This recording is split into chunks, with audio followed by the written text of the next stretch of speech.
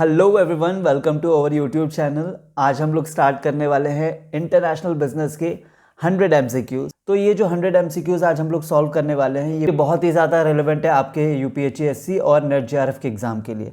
ठीक है, total 100 MCQs हम लोग सॉल्व करेंगे। बेसिक, मॉडरेट और डिफिकल्ट तीनों लेवल के इसमें क्वेश्चंस आपको मिलेंगे। बस आपको क्या करना है, पूरे फोकस के साथ इस वीडियो को अटेंड करना है और जो जो इंपॉर्टेंट पॉइंट्स हैं, जो मतलब इस वीडियो के दौरान जो भी चीज़ें हम आपको बताते जाएंगे उसके आप नोट्स बनाते जाइएगा। ठीक है, स्टार्ट करते हैं।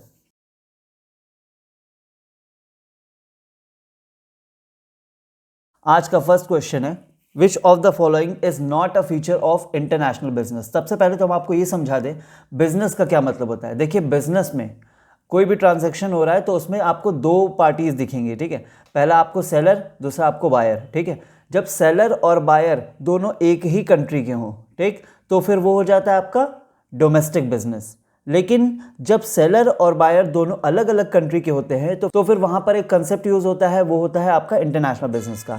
और यहां पर उसी कंसेप्ट के बारे में बात हो रही है, यानी कि इंटरनेशनल बिजनेस के बारे में। ठीक है, तो इसमें क्या है, इंटरनेशनल बिजनेस में आपका सेलर और बायर दोनों डिफरेंट कंट्रीज से होंगे। ठीक है, तो आप लोगों से पूछा जा रहा है कि इन सब ऑप्शंस में से कौन सा इंटरनेशनल बिजनेस का फीचर नहीं है। ठीक है, तो पहला क्या है, मल्टी करेंसी ट्रांजेक्शन। जी हाँ, मल्टी करेंसी ट्रांजेक्शन होता है।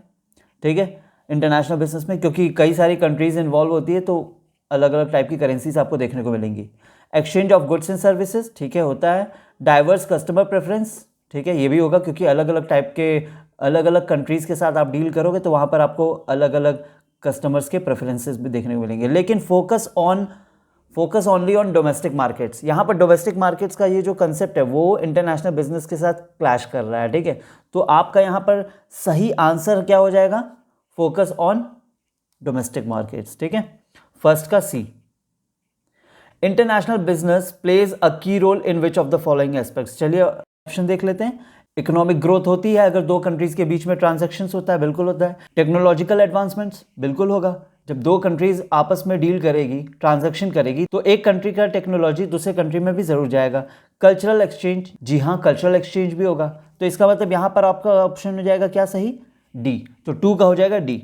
ठीक है, What is a key benefit of international business for developing countries? क्या की बेनिफिट है इंटरनेशनल बिजनेस का डेवलपिंग कंट्रीज के लिए? ध्यान रखिएगा, इंडिया हमारी डेवलपिंग कंट्री है और डेवलप्ड नेशन में आप एग्जांपल ले सकते हो किसका, यूएस का, यानी कि यूनाइटेड स्टेट्स। तो what is a key benefit of international business for developing countries? Decrease in competition, क्या ये बेनिफिट है? जी नहीं। Advanced access to advanced technology, limited employment opportunities, reduced foreign exchange reserve. तो जब आप ध्यान से देखोगे, कंपटीशन में डिक्रीज, ठीक है, लिमिटेड एम्प्लॉयमेंट अपॉर्चुनिटीज। अब जब आप ध्यान से देखोगे तो इन सभी जो ए, सी एंड डी, यहां पर रिड्यूस्ड फॉरेन एक्सचेंज रिजर्व्स, इन तीनों में क्या सीन हो रहा है कि आपको एक नेगेटिव वो दिखने को मिल रहा है। जैसे फर्स्ट वाले में आपको डिक्रीज दिख गया, सेकंड वाले में आपको लिमिटेड दिख गया, थर्ड वाले में रिड्यूस्ड दिख गया। लेकिन ये जो एक्सेस टू एडवांस टेक्नोलॉजी, ये एक मेरिट हो सकता है किसके लिए, डेवलपिंग कंट्रीज के लिए। ठीक है, तो आपका ऑप्शन यही हो जाएगा। अब देखिए, इसमें बेनिफिट पूछ रहा है ना, तो आपको थोड़ा पॉजिटिव सेंस में सोचना पड़ेगा। ठीक है, 3 का B. Question number 4, international business helps countries in, international business help करता है कंट्रीज की क्या करने में? अचीविंग सेल्फ सफिशिएंसी, जी नहीं, क्योंकि एक कंट्री दूसरी कंट्री पर फिर डिपेंड हो जाएगा ना अगर इंटरनेशनल बिजनेस होगा तो। एक्सपोर्टिंग ओनली सरप्लस गुड्स, ठीक है, आगे देख लेते हैं। Improving the balance of payments, avoiding foreign collaborations. तो यहां पर आपको साफ साफ दिख रहा है कि आपका एक ऑप्शन है improving the balance of payments. देखिए, जब कंट्रीज आपस में एक्सचेंज करेगी गुड्स एंड सर्विसेज का, तो दूसरी कंट्रीज से ट्रेड करने पर फॉरेन एक्सचेंज का रिजर्व बढ़ेगा हमारी कंट्री में, और अगर फॉरेन एक्सचेंज का रिजर्व बढ़ता है तो फिर हमारे कंट्री का एक्सपोर्ट बढ़ेगा। देखिए, अगर हम लोग दूसरी कंट्रीज के साथ अगर ट्रेड करेंगे तो हमारा एक्सपोर्ट बढ़ेगा, और हमारा एक्सपोर्ट अगर बढ़ता है तो हमारे कंट्री में फॉरेन एक्सचेंज का रिजर्व बढ़ेगा, और फॉरेन एक्सचेंज का अगर रिजर्व बढ़ता है तो बैलेंस ऑफ पेमेंट हमारा एडवर्स हो सकता है। ठीक है, तो यहां पर आपका सही ऑप्शन हो जाएगा सी, मतलब international business helps countries in improving the balance of payments, बाकी चीजें नहीं।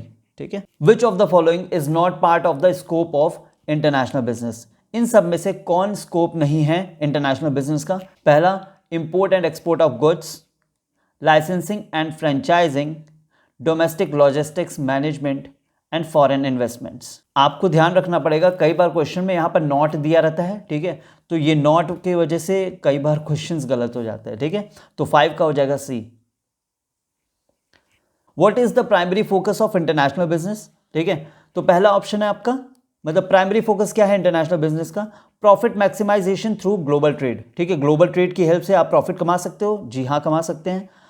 Self reliance in domestic markets, self reliance कहाँ से आ जाएगा, अगर आप दूसरी कंट्रीज के साथ काम करोगे, दूसरी कंट्रीज के साथ अपने गुड्स और सर्विसेज को एक्सचेंज करोगे, तो वहाँ सेल्फ रिलायंस आएगा ही नहीं, ठीक है। रिड्यूसिंग ग्लोबलाइजेशन, ये भी जस्ट अपोजिट है, अगर आप इंटरनेशनल बिजनेस कर रहे हो तो आपके कंट्री का ग्लोबलाइजेशन भी होगा। लिमिटिंग फॉरेन ट्रेड पॉलिसीज, अगर आप फॉरेन कंट्रीज के साथ बिजनेस कर रहे हो तो फिर ये ऑप्शन तो फिर बिल्कुल आपका ऑपोजिट है, ठीक है। तो ये जो आपका option B, C and D है, ये आपका एकदम टोटली अपोजिट है किसके, इंटरनेशनल बिजनेस के। तो आपका सही आंसर क्या हो जाएगा, profit maximisation through global trade, ठीक है। ग्लोबल ट्रेड की हेल्प से आप क्या करोगे, अपने प्रॉफिट को मैक्सिमाइज करोगे। Question number 7, what does international business emphasize, चलिए इसके ऑप्शन देख लेते हैं। Resource utilisation in global context, अच्छा, isolation from international markets, international market से आइसोलेशन, ये तो आपका सबसे पहले गलत है। सिंगल कंट्री मैन्युफैक्चरिंग यूनिट्स, ये भी आपका गलत। एब्सेंस ऑफ ट्रेड रेस्ट्रिक्शंस, ये भी पॉसिबल नहीं है। तो इंटरनेशनल बिजनेस के कंटेक्स्ट में एक ही ऑप्शन आपका यहाँ सही दिख रहा है, वो है resource utilisation in a global context. आप मान लीजिए आपको कोई क्वेश्चन नहीं आ रहा है, ठीक है, मान लीजिए अगर आपको यही क्वेश्चन नहीं आ रहा है तो आप इसमें क्या कर सकते हो, आप इसमें ऑड वन आउट कर सकते हो, जिससे कि आपकी चीज़ें थोड़ी आसान हो जाएंगी क्वेश्चन सॉल्व करने में, ठीक है। 7 का A. Which factor is not critical for the success of international business, ऐसा कौन सा पॉइंट है जो आपके इंटरनेशनल बिजनेस के सक्सेस के लिए इंपॉर्टेंट नहीं है, ठीक है। Adaptation to local culture, knowledge of foreign laws, absence of competitive pricing, efficient supply chain management. देखिए बाकी चीज़ें तो यहाँ पर हमारे लिए इंपॉर्टेंट है, बट ये जो आपका एक पॉइंट है एब्सेंस ऑफ कॉम्पिटिटिव प्राइसिंग, ठीक है, इसकी हमें ज़रूरत नहीं है, क्योंकि हमको अगर हम किसी और कंट्री में जा करके वहाँ पर अगर काम करेंगे तो कॉम्पिटिटिव प्राइसिंग वहाँ हमको देखने को मिलेगी ही। तो आपका यहाँ पर सही आंसर हो जाएगा क्या, 8 का सी, ठीक है। एडाप्टेशन टू लोकल कल्चर, ये हमारे लिए इंपॉर्टेंट है। नॉलेज ऑफ फॉरेन लॉज, किस कंट्री में आप जा करके काम करना चाहते हो वहाँ के लॉज के बारे में आपको नॉलेज भी होना जरूरी है। एफिशिएंट सप्लाई चेन मैनेजमेंट, ये भी होना बहुत जरूरी है, सो दैट आप अपना प्रोडक्ट अपने कस्टमर्स तक पहुँचा सके, ठीक है, 8 का सी। 9, व्हाट इज अ की चैलेंज इन इंटरनेशनल बिजनेस, क्या की चैलेंज है इंटरनेशनल बिजनेस का, यूनिफॉर्म ग्लोबल ट्रेड प्रैक्टिसेस, ठीक है, cultural and legal differences, lack of economic opportunities, lack of demand in domestic market. सबसे पहले तो आपको क्या करना होगा, डोमेस्टिक मार्केट वाले को हटाइए, ठीक है। यूनिफॉर्म ग्लोबल ट्रेड प्रैक्टिसेस, ऐसा नहीं होता है, यूनिफॉर्म नहीं होता है ग्लोबल ट्रेड प्रैक्टिसेस कभी भी, ठीक है, हर कंट्री का ट्रेड प्रैक्टिस आपको सेम देखने को नहीं मिलेगा। कल्चरल एंड लीगल डिफरेंसेस, जी हाँ ये आपको देखने को मिलेगा। लैक ऑफ इकोनॉमिक अपॉर्चुनिटीज, देखिए इकोनॉमिक अपॉर्चुनिटीज आपको क्रिएट करनी पड़ेगी, ठीक है, वो आपका की चैलेंज नहीं हो सकता। आपका प्रोडक्ट अगर अच्छा है तो कहीं पर भी आप वो अपॉर्चुनिटी क्रिएट कर ले जाओगे, ठीक है। लेकिन ये जो कल्चरल एंड लीगल डिफरेंसेस हैं ये आपको हर जगह देखने को मिलेंगे, और ये आपके इंटरनेशनल बिजनेस के दौरान पर आपका एक की चैलेंज भी रहेगा, ठीक है। तो यहाँ पर सही ऑप्शन क्या हो जाएगा, 9 का B. Which of the following is an example of international business, ठीक है। अब इसमें हम लोग क्या करते हैं, ऑड वन आउट करने की कोशिश करते हैं। सबसे पहले वाले में आपको दिख रहा होगा ए local vendor selling in the domestic market, तो ये तो पहले ही कट हो गया। फिर देखते हैं a bakery catering only to local customers, ये भी कट हो गया। A farmer cultivating crops for local consumption, ये भी कट हो गया। A company exporting electronics to another country, जी हाँ आपका सही आंसर ये होगा, ठीक है। दूसरी कंट्री का इन्वॉल्वमेंट हो रहा है ना, और इंटरनेशनल बिजनेस में यही होता ही है, दो या दो से ज़्यादा कंट्री में जब आप डील करते हो तो वो आपका इंटरनेशनल बिजनेस कहलाता है। ग्लोबलाइजेशन प्राइमरीली रेफर्स टू, यहाँ पर आपको ग्लोबलाइजेशन का डेफिनेशन याद रखना पड़ेगा, ठीक है। रेस्ट्रिक्शन ऑफ इंटरनेशनल ट्रेड, जी नहीं, ग्लोबलाइजेशन का मतलब रेस्ट्रिक्शन लगाना नहीं होता है इंटरनेशनल ट्रेड में। सेल्फ सफिशिएंसी ऑफ नेशन, जी नहीं, आप दूसरी कंट्री के साथ डील कर रहे हो तो फिर सेल्फ सफिशिएंसी कहाँ से आ गई। रिडक्शन इन ग्लोबल कम्युनिकेशन, जी नहीं, अगर आप दूसरी कंट्रीज के साथ डील कर रहे हो तो ग्लोबल कम्युनिकेशन होगा। तो सही आंसर आपका हो जाएगा integration of economies world wide.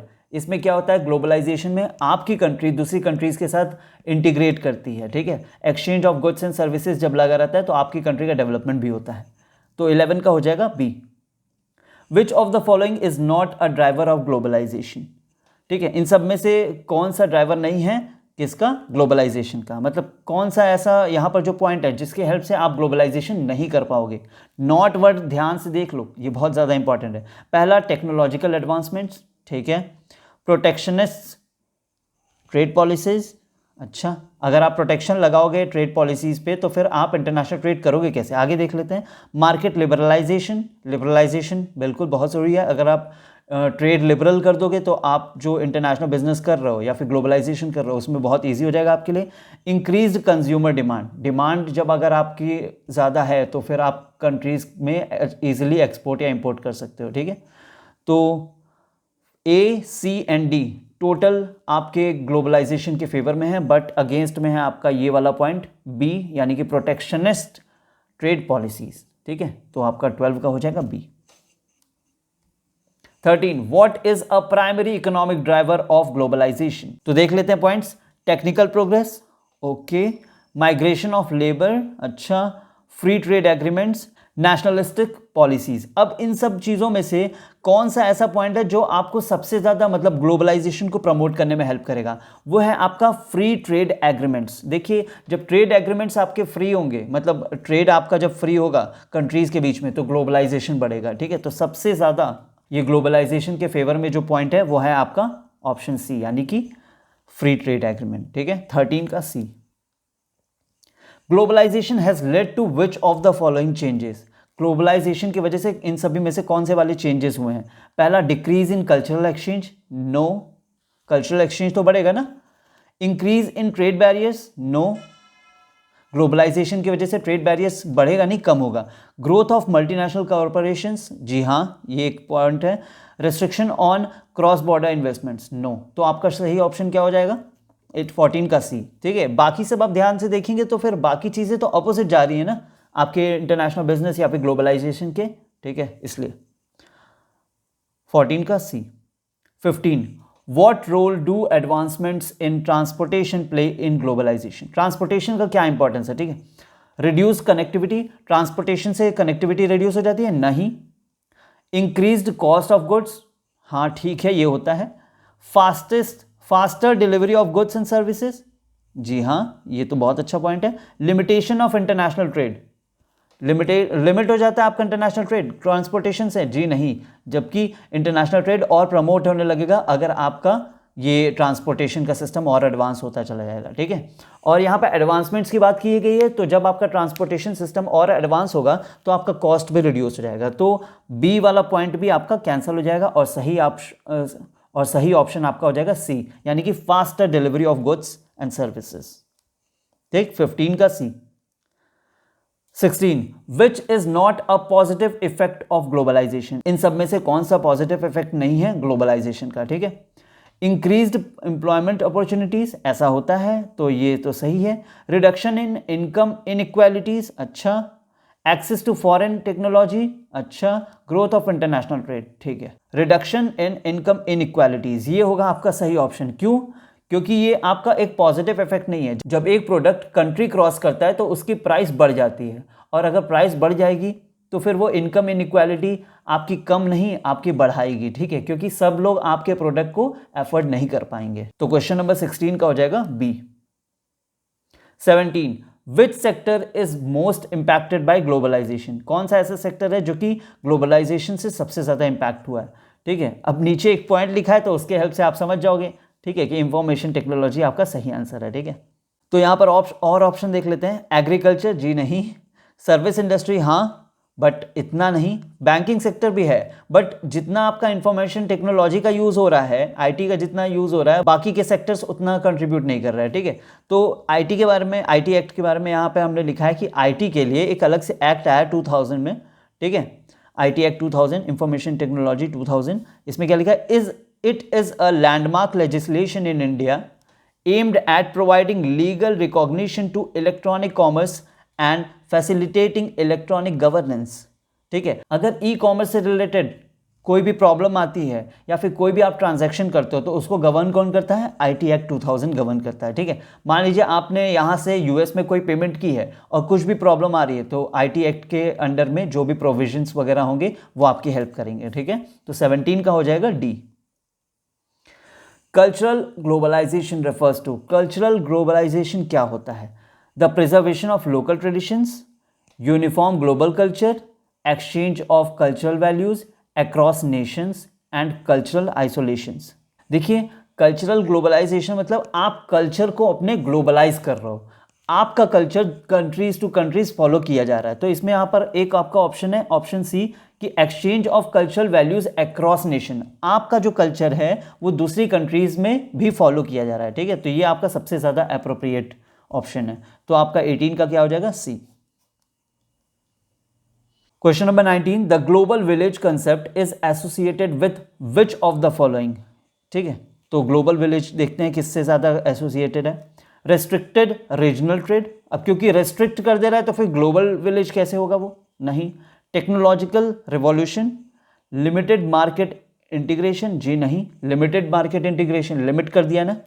Protectionism, protection, जी नहीं, बिल्कुल ये भी नहीं आएगा। तो आपका यहाँ पर सबसे अप्रोप्रिएट आंसर क्या हो जाएगा? B, technological revolution. तो टेक्नोलॉजिकल रिवॉल्यूशन की हेल्प से आपका ग्लोबल विलेज का कंसेप्ट मतलब रिलेट कर रहा है। ठीक है, आप यहाँ पर बैठे बैठे अपनी टेक्नोलॉजीज की हेल्प से यूएस में, यूके में या फिर कहीं पर भी आप क्या कर सकते हो? डील कर सकते हो, अपने गुड्स और सर्विसेज को एक्सचेंज भी कर सकते हो। ठीक है, ऐसा ग्लोबल विलेज का कंसेप्ट ध्यान रखिएगा क्या सीन है। Question number 20, which organisation plays a significant role in promoting globalisation. ठीक है, कौन सा ऐसा ऑर्गेनाइजेशन है जो ग्लोबलाइजेशन को प्रमोट करने के लिए काम करता है? ठीक है, देखते हैं, मतलब बहुत ज़्यादा इंपॉर्टेंट रोल प्ले करता है।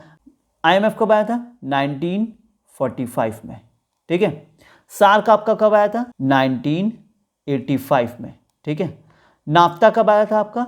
नाफ्ता का नाम अब हो चुका है USMCA, यानी कि यूएस, मैक्सिको और कनाडा। ठीक है, ये आपका जो कंसेप्ट है नाफ्ता का 1994। ठीक है, 1994 में ये कंसेप्ट आया था, लेकिन ये कंसेप्ट अब हो चुका है क्या? USMCA कब? 2020 में। ठीक है, 2020 में अब इसको कन्वर्ट कर दिया गया USMCA में। ठीक है, और एक आपका है नीति आयोग, ये कब आया था? 2017 में। ठीक है, ध्यान रखना पड़ेगा आपको, सबका डेट ध्यान रखना पड़ेगा। ठीक है, तो यहां पर क्या बोल रहा है? ऐसा कौन सा ऑर्गेनाइजेशन है जो कि ग्लोबलाइजेशन को प्रमोट करने का काम करता है, या फिर सब ग्लोबलाइजेशन को प्रमोट करने के लिए सबसे अच्छा रोल प्ले करता है, सबसे इंपॉर्टेंट रोल प्ले करता है? तो वो उसका आंसर आपका हो जाएगा IMF, इंटरनेशनल मॉनेटरी फंड। ठीक है, नाम से भी पता चल रहा है। ठीक है, तो 20 का हो जाएगा ए।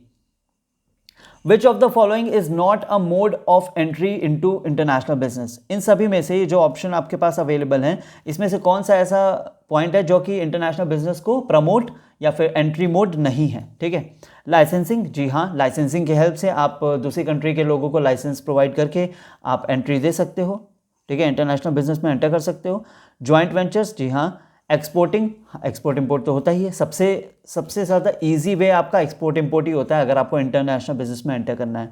लोकल मार्केटिंग कैंपेन्स, ये सब कुछ कीवर्ड्स हैं ना, लोकल, डोमेस्टिक, ये सब आपको ध्यान रखना पड़ेगा, इंटरनेशनल बिजनेस के एकदम अपोजिट है। ठीक है, तो आपको ये तो तुरंत ऑड वन आउट करना है। तो यहाँ पर आपका, क्योंकि यहाँ पर ऊपर दिया हुआ है नॉट, इसलिए आपको क्या करना पड़ेगा?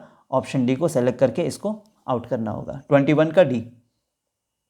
22, the simplest and least risky mode of international business is. सबसे लीस्ट रिस्की और सबसे सिंपल वे कौन सा मोड है जिसके थ्रू आप इंटरनेशनल बिजनेस में एंटर कर सकते? तो वही ऑप्शन जो अभी पिछले क्वेश्चन में हमने अभी आपको बताया, एक्सपोर्टिंग। एक्सपोर्टिंग इसका सबसे अच्छा आंसर है, क्योंकि एक्सपोर्टिंग आपका सबसे सिंपलेस्ट और सबसे लीस्ट रिस्की मोड होता है एंट्री करने का इंटरनेशनल बिजनेस में। ठीक है, in a joint venture the ownership and control of business are shared between. Joint venture में कौन कौन ओनरशिप का जो मतलब पार्टनरशिप वाला सीन होता है, उसमें कौन कौन होता है? ठीक है, डोमेस्टिक एंड फॉरेन फर्म्स, अच्छा 2 फॉरेन फर्म्स ओनली। ठीक है, फॉरेन फर्म्स आपस में कर रहे हैं तो फिर हमें क्या करना है उससे? ठीक है, गवर्नमेंट एंड प्राइवेट एंटरप्राइजेस, ऐसा कुछ नहीं होता। कॉम्पिटिटर्स इन डोमेस्टिक मार्केट, फिर डोमेस्टिक मार्केट आ गया, इसको सबसे पहले हटाओ। जब हमारी कंट्री की फर्म दूसरी कंट्री के साथ ओनरशिप और कंट्रोल को डाइवर्स करती है, मतलब शेयर करती है, तो फिर तो वो कंसेप्ट आपका क्या कहलाता है? Joint venture. तो इसका सही ऑप्शन क्या हो जाएगा? Domestic and foreign firms. ध्यान रखिएगा, हमारी कंट्री की एक फर्म रहेगी, फॉरेन कंट्री की एक फर्म रहेगी, दोनों आपस में मिलकर जॉइंट वेंचर करेंगे। ठीक है, तो फिर वो आपका जॉइंट वेंचर कहलाता है। मतलब आपका जो यहाँ पर लिखा हुआ है ना, ओनरशिप और कंट्रोल ऑफ द बिजनेस, ये शेयर होता है। ठीक है, जॉइंट वेंचर में। 24, which of the following modes involves granting rights to use trademarks and technology to a foreign firm, sorry. तो ऐसा कौन सा मोड है जो कि आपका इन्वॉल्व करता है कि राइट्स प्रोवाइड करता है ट्रेडमार्क और टेक्नोलॉजी यूज करने के लिए किसी फॉरेन फर्म को, ठीक है। फ्रेंचाइजिंग नहीं, ठीक है, इसमें आप क्या नाम है ट्रेडमार्क वगैरह नहीं प्रोवाइड करते हो। एक्सपोर्टिंग में तो आप एक्सपोर्ट कर रहे हो, ग्रीनफील्ड इन्वेस्टमेंट वो अलग चीज़ है, जब आप यहाँ से जाते हो और किसी फॉरेन कंट्री में अपना नया बिजनेस स्टार्ट करते हो तो वो ग्रीनफील्ड इन्वेस्टमेंट होता है, ठीक है, मतलब आप स्क्रैच से स्टार्ट करते हो, तो ये अलग कंसेप्ट है। लाइसेंसिंग आपका सबसे अप्रोप्रिएट आंसर है, क्योंकि आपने सामने वाली कंट्री को लाइसेंस प्रोवाइड किया है आपकी टेक्नोलॉजी या फिर आपके ट्रेडमार्क्स को यूज़ करने का, ठीक है। तो आपका यहाँ सबसे ज़्यादा अप्रोप्रिएट आंसर क्या हो जाएगा, 24 का बी, यानी कि licensing. 25 franchising is primarily used in which sector for international expansion, ठीक है, देख लेते हैं। Manufacturing, service industry, agricultural, banking. Manufacturing नहीं, एग्रीकल्चरल नहीं, बैंकिंग नहीं। सबसे ज़्यादा जो फ्रेंचाइजिंग यूज़ होता है वो नॉर्मली मतलब प्राइमरीली यूज़ किया जाता है वो आपकी सर्विस इंडस्ट्री के लिए ही होता है, ठीक है। अभी जैसे आपका एक एग्जांपल हो गया मैकडॉनल्ड्स का, तो मैकडॉनल्ड्स का कंसेप्ट यहाँ का नहीं है, बट मैकडॉनल्ड्स को यहाँ पर प्रमोट किया गया, यहाँ पर लोग फ्रेंचाइजी ले रहे हैं मैकडॉनल्ड्स का सो दैट बिजनेस रन कर सके, ठीक है। तो क्या हो रहा है कि सर्विस इंडस्ट्री का ही पार्ट है, ठीक है। तो यहाँ पर आपका सही ऑप्शन क्या हो जाएगा, 25 का बी, ठीक। फ्रेंचाइजिंग हमेशा मेनली मतलब प्राइमरीली जो इसका यूज़ होता है वो सर्विस इंडस्ट्री के लिए ही होता है, ठीक है। 25 का B. 26 the theory of comparative advantage was proposed by, देखिए यहाँ से इंटरनेशनल थ्योरी स्टार्ट हो गई, ठीक है हमारे, ठीक है। The theory of comparative advantage was proposed by, देखिए कंपैरेटिव एडवांटेज का जो थ्योरी है, ठीक है, ये आपका किसने मतलब प्रपाउंड किया है, ये तो फैक्चुअल क्वेश्चन है, आपको ध्यान रखना पड़ेगा। डेविड रिकार्डो ये थे प्रपाउंडर किसके, कंपैरेटिव एडवांटेज के, ठीक है, ध्यान रखना पड़ेगा आपको। विच theory emphasises that a country should export goods it can produce more efficient, मतलब ऐसी कौन सी थ्योरी है जो बताती है कि कंट्री को वो गुड्स का एक्सपोर्ट ज़्यादा करना चाहिए जो ज़्यादा एफिशिएंटली वो प्रोड्यूस कर सकता है, ठीक है। तो यहाँ पर देख लेते हैं, absolute advantage, mercantilism, comparative advantage, factor proportions theory. यहाँ पर फिर वही बात आ गई, वैसे तो ये आपका एक फैक्चुअल क्वेश्चन है, लेकिन अगर आप ध्यान से देखोगे, ठीक है, क्योंकि बोला जा रहा है ना it can produce more efficiently, इसका मतलब आपको खुद से कंपेयर करना है, ठीक है। अब कंपैरिजन की बात आ रही है तो यहां पर एक पॉइंट है आपका सी, कंपैरेटिव एडवांटेज, ठीक। तो यहां पर आपका सही आंसर वही हो जाएगा, ठीक है। तो आपको ध्यान रखना पड़ेगा, कई बार क्वेश्चंस का आंसर क्वेश्चन में ही छुपा रहता है, ठीक है, तो आपको बस ध्यान से पढ़ना पड़ेगा। 28 Heckscher-Olin theory focuses on, Heckscher-Olin theory है, ठीक है, बर्टिल-ओलिन और हेक्सर ने जो आपका ये जो थ्योरी दिया है उसमें मतलब वो किस पे फोकस करता है, resources availability in trade, the balance of payment, country exchange rates and free trade Jones.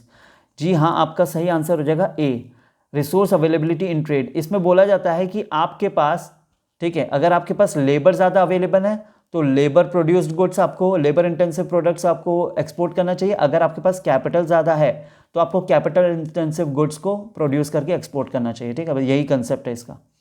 तो यहाँ पर सही ऑप्शन क्या हो जाएगा, 28 का ए। इंटरनेशनल थ्योरी से भी काफ़ी सारे क्वेश्चन आते हैं हमारी UPSC और नेट JRF दोनों में।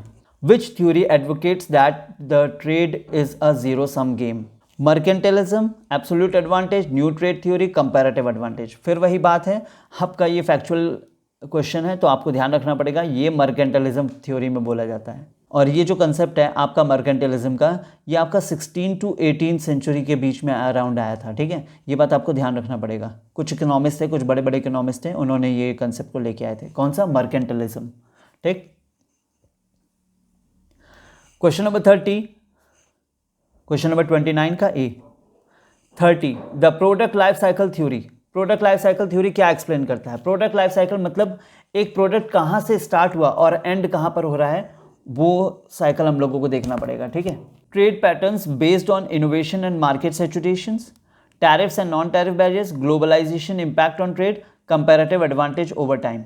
देखिए सबसे पहले क्या होता है प्रोडक्ट लाइफ साइकिल थ्योरी में, आप अपने प्रोडक्ट को इंट्रोड्यूस करोगे, जब आप प्रोडक्ट को इंट्रोड्यूस करोगे तो फिर वो बढ़ेगा, फिर उसमें आप और एडवर्टीजमेंट वगैरह करोगे तो फिर वो और बढ़ेगा, मतलब ग्रोथ होगी उसकी। ग्रोथ के बाद जब और आप उसमें एफर्ट्स लगाते जाओगे तो फिर वो मैच्योर हो जाएगा, मैच्योर के होने के बाद मतलब वो एक सैचुरेशन पॉइंट पे आ जाएगा और सैचुरेशन पॉइंट के बाद फिर वो डिक्लाइन पे आ जाएगा। तो ये सबसे अच्छे से एक्सप्लेन कर रहा है आपका ये option number A, trade patterns based on innovation and market saturation. देखिए जैसे जैसे आप चीज़ों को इनोवेट करते जाएंगे, आप मतलब ऊपर बढ़ते चले जाएंगे, लेकिन एक टाइम आएगा सैचुरेशन पॉइंट, जब आप उसके बाद फिर क्या होगा, आपका डिक्लाइनिंग स्टेज आ जाएगा। ठीक है, तो ये था आपका सही ऑप्शन 30 का ए। ठीक है, trade patterns based on innovation and market saturation, 30 का A. 31, tariffs are imposed primarily to, tariff क्यों इम्पोज किए जाते हैं? ठीक है, एनकरेज इंपोर्ट्स को इनकरेज करने के लिए, protect domestic industries, decrease government revenue, promote foreign investment. Promote foreign investment बिल्कुल नहीं। गवर्नमेंट की रेवेन्यू डिक्रीज करने के लिए, जी नहीं। प्रोटेक्ट डोमेस्टिक इंडस्ट्रीज, जी हाँ। अगर हमारी कंट्री के सिटीजन्स बाहर से ही इंपोर्ट करने लगेंगे तो हमारी डोमेस्टिक इंडस्ट्री है उसके लिए बहुत ज़्यादा प्रॉब्लम हो जाएगी। ठीक है, इसलिए गवर्नमेंट टैरिफ लगाती है इंपोर्ट्स पर, सो दैट यहाँ के लोग बाहर से चीज़ें कम मंगवाएं और यहाँ की चीज़ें ज़्यादा यूज़ करें। ठीक है, in order to protect the domestic industries. ये बात आपको ध्यान रखना पड़ेगा। 31 का B. Which is an example of non tariff barrier? Non tariff barrier का एग्जाम्पल क्या है? Import duty, quota system, export tax, sales tax. तो यहां पर आपका सही ऑप्शन हो जाएगा कोटा सिस्टम। ठीक है, ये जो आपका कोटा सिस्टम है ये आपका नॉन टैरिफ बैरियर, बाकी import duty, export tax, sales tax, ये सब आपका क्या है? ये सब आपका टैरिफ बैरियर है। ठीक है। 33, export subsidies are used by the governments to, export subsidy क्यों यूज की जाती है? In order to discourage exports. देखिए, एक्सपोर्ट को इनकरेज हमेशा करना होता है, क्यों? क्योंकि एक्सपोर्ट की हेल्प से हमारी कंट्री का जो फॉरेन रिजर्व होता है वो बढ़ता है। ठीक है। Market domestic goods, make domestic goods more competitive abroad, reduce balance of payment surplus. हम लोग क्यों चाहेंगे कि हमारा बैलेंस ऑफ पेमेंट का जो सरप्लस है वो रिड्यूस हो जाए? एनकरेज फॉरेन इंपोर्ट्स, हम लोग बिल्कुल नहीं चाहेंगे कि फॉरेन से इंपोर्ट हमारा ज़्यादा हो, हम लोग चाहेंगे एक्सपोर्ट ज़्यादा हो। ठीक है, तो यहाँ पर आपका एक ऑप्शन मिल रहा है, make domestic goods more competitive abroad.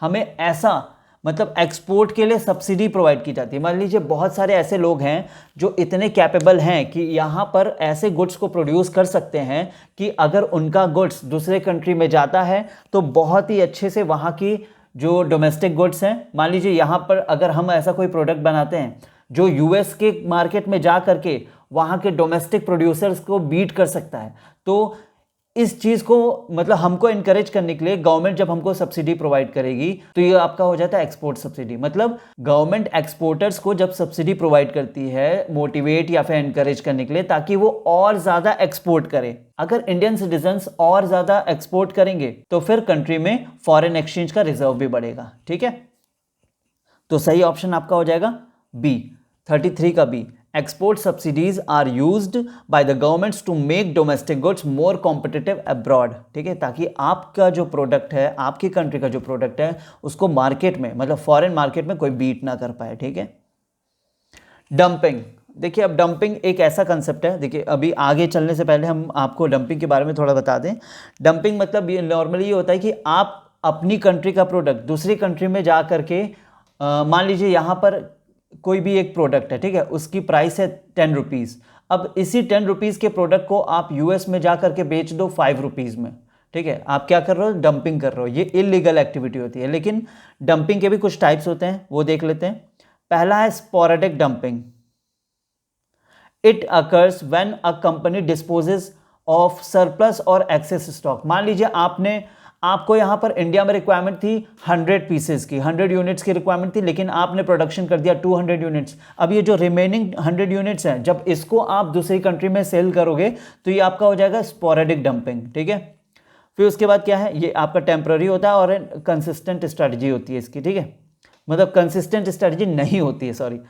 Predatory dumping, अब जब आप क्या करते हो किसी और कंट्री के मार्केट को, ठीक है, टोटली डंप करने के लिए, मतलब फॉरेन के सारे कॉम्पिटिटर्स को बीट करने के लिए आप अपना प्राइस अपने कॉस्ट से भी लो करके वहाँ पर सामान बेचते हो। मान लीजिए 10 रुपीज़ का जो प्रोडक्ट था वो मेरी कॉस्ट थी 8 रुपीज़ और यूएस में मिल रहा है वो 12 रुपीज़ का। अब हम क्या करेंगे, अब हम 8 से भी कम जा करके, मतलब हम 5 रुपीज़ में ले जा करके यूएस में बेचेंगे। अब यूएस में जब हम 5 रुपीज़ का बेचेंगे तो नॉर्मल सी बात है, वहाँ की कंट्री का जो मार्केट है उसका पूरा शेयर होल्डिंग किसके पास आ जाएगा? मेरे पास। तो ये आपका टोटली इलीगल एक्टिविटी है। प्रेडेटरी डंपिंग नहीं करनी चाहिए और कई जगह तो मना भी है। ठीक है।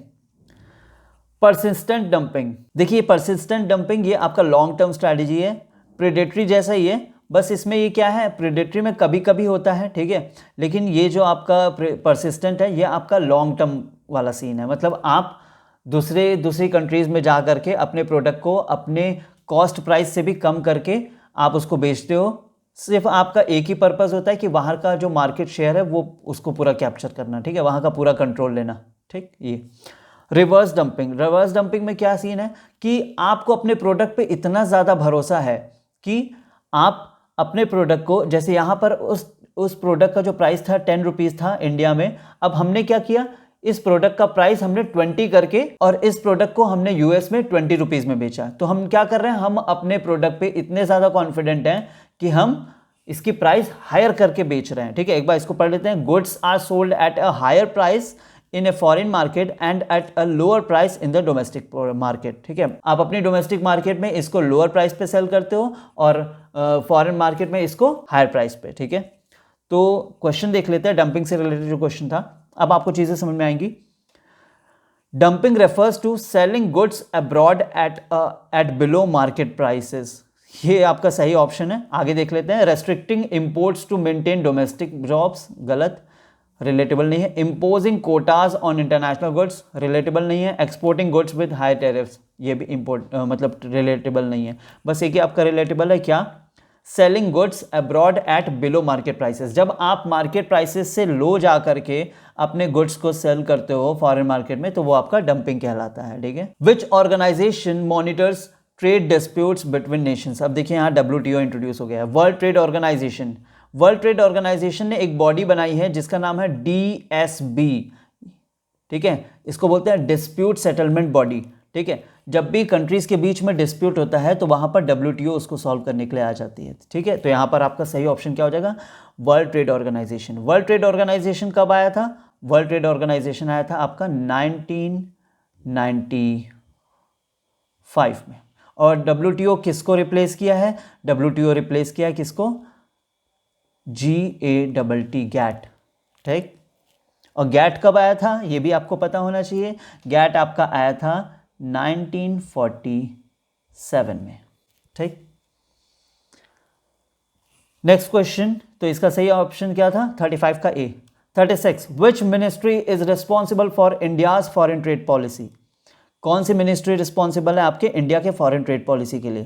तो यहाँ पर आपका सही ऑप्शन है, ये फैक्ट बेसिस का क्वेश्चन है, मतलब फैक्चुअल क्वेश्चन है, तो ये आपको ध्यान रखना पड़ेगा। Ministry of commerce and industry, देखिए ministry of commerce and industry का एक आपका एम होता है, मतलब एक्सपोर्ट्स, ठीक है, एक्सपोर्ट्स को प्रमोट करने का ही इसका मेन एम होता है, आपको ध्यान रखना पड़ेगा, ठीक। तो आपका इंडिया का फॉरेन ट्रेड पॉलिसी कौन बनाता है, आपका ministry of commerce and industry, ये बात ध्यान रखना पड़ेगा। आपका 36 का B, ठीक। The foreign trade policy of India is revised every 5 years, हर 5 साल में रिवाइज किया जाता है। और अभी जो लास्ट हम रिवाइज किया गया वो रिवाइज किया गया 2023 से लेकर 28 तक के लिए। और इसमें क्या डिसाइड किया गया है कि 2 ट्रिलियन, कितना, 2 ट्रिलियन हम लोग एक्सपोर्ट करेंगे कब तक, 2030 तक, ठीक है। राइटिंग थोड़ी गंदी है, थोड़ा मैनेज कर लीजिएगा, बट आई होप कि आपको चीज़ें समझ में आ रही होंगी। फॉरेन ट्रेड पॉलिसी हमारी हर 5 साल में रिवाइज होती है। लास्ट जो रिवाइज किया गया वो 2023 से 28 के लिए है, लेकिन 2023 में जो मतलब सोचा गया है, ऐसा मतलब एम किया गया है कि 2 ट्रिलियन का एक्सपोर्ट का बिजनेस हम लोग करेंगे कब तक, 2030 तक, ठीक है। 37, 38, which scheme aims to promote exports from India, ऐसी कौन सी स्कीम है जो प्रमोट करती है एक्सपोर्ट को इंडिया में, ठीक है। तो यहाँ पर आपका एक कंसेप्ट है SEIS एंड MEIS, इसका मतलब मीनिंग है आपका service export from India scheme and mercantile export from India scheme, ठीक है। लेकिन इसमें यहाँ पर एक हैक है, क्या हैक है, MEIS को रिप्लेस कर दिया गया है। कैसे रिप्लेस कर दिया गया है, किसने रिप्लेस कर दिया है, RODTEP, रोड टेप। अब आपका यहां पर एक होमवर्क है कि आपको रोड टेप का फुल फॉर्म कमेंट करना है, ठीक है। अब रोड टेप ने क्या किया है, MEIS को रिप्लेस कर दिया है। ये जो MEIS का काम कर रहा था वो अब कौन करेगा, रोड टेप का। और SEIS को भी रिप्लेस कर देगा, लेकिन SEIS के लिए अभी प्रॉपर मतलब डिसीजन मेकिंग नहीं की गई है, वो अभी रिव्यू में है, ठीक है। लेकिन एक आध साल में मतलब कुछ महीनों में SEIS भी किसके अंडर में आ जाएगा, रोडटेप के अंडर में आ जाएगा। तो इसका सही ऑप्शन क्या हो जाएगा आपका, अगर यहाँ रोडटेप लिखा होता तो रोडटेप हम लोग क्लिक करते, मतलब करेक्ट करते, लेकिन यहाँ पर क्या लिखा हुआ है SEIS एंड MEIS, तो फिर आपका सही ऑप्शन क्या हो जाएगा SEIS एंड MEIS, 38 का B।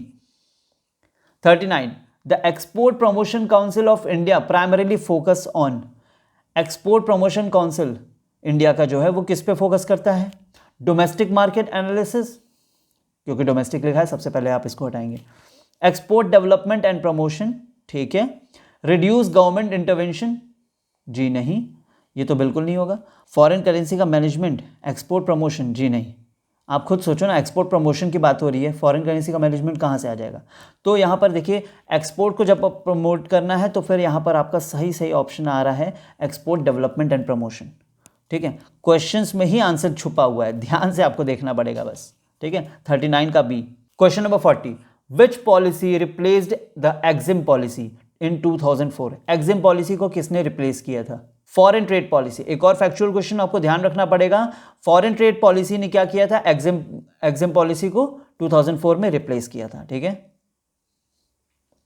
FDI यानी कि फॉरेन डायरेक्ट इन्वेस्टमेंट, अब यहां से FDI के कुछ क्वेश्चंस आ रहे हैं, ठीक है। FDI refers to direct investment in a foreign country's business operations, ठीक है। तो इसका सही आंसर क्या होगा, direct investments in a foreign country's business operations, ठीक है। एक और देखिए कि यहां पर नीचे ऑप्शन दिया हुआ है portfolio management in global markets, इसका आपका सही आंसर हो जाएगा FPI। देखिए एक और कंसेप्ट है, अभी जैसे हम यहाँ बैठे बैठे अगर दूसरी कंट्रीज के शेयर्स में अगर इन्वेस्ट करते हैं तो फिर वो क्या हो जाएगा, FPI हो जाएगा, ठीक है। तो 41 का हो जाएगा सही आंसर आपका, 41 का B। FDI refers to direct investment in a foreign country's business operations, ठीक है। 42, which of the following is not a type of FDI, ठीक है। हॉरिजॉन्टल होता है, वर्टिकल होता है, कॉन्ग्लोमरेट होता है, डेरिवेटिव बेस्ड FDI, ऐसा कुछ नहीं होता, ठीक है। ये कुछ कंसेप्ट है ही नहीं टाइप ऑफ FDI में, ठीक है। तो यहाँ पर आपका ऑड वन आउट से आप इसको क्लिक कर सकते हैं, यहाँ का यानी आपका सही ऑप्शन हो जाएगा 42 का D। FPI वही foreign portfolio investment, it involves investment इन, कहां पर इन्वेस्ट करना, फॉरेन इंफ्रास्ट्रक्चर ना, stock bonds and securities of foreign countries, ठीक है। जब भी आप फॉरेन कंट्रीज के स्टॉक्स बॉन्ड्स या फिर सिक्योरिटीज में अगर आप इन्वेस्ट करते हो तो इसका मतलब आप क्या कर रहे हो, आप FPI कर रहे हो, ठीक है, foreign portfolio investment. Question number 44, which country has the largest recipient of FDI globally in recent years, इसका ऑप्शन भी आपको ध्यान रखना पड़ेगा, कई सालों से वैसे US ही इसका सही मतलब वो है, क्या नाम है, US सबसे ज़्यादा रेसिपिएंट है FDI के लिए, ठीक है। तो सही ऑप्शन आपका क्या हो जाएगा USA, United states of America, ठीक है। व्हाट इज अ की characteristics of FDI, what is a की कैरेक्टरिस्टिक ऑफ FPI का क्या की कैरेक्टरिस्टिक है, लॉन्ग टर्म इन्वेस्टमेंट, नहीं ये नहीं होगा, active management of the investment company, invested company, short term investment, ownership of assets. अब देखिए आप अगर इन्वेस्ट कर रहे हो स्टॉक बॉन्ड में तो वहां पर आप एक्टिवली मैनेज तो नहीं कर रहे हो ना कुछ भी, तो यहां पर ये सेकंड ऑप्शन भी आपके हाथ से गया।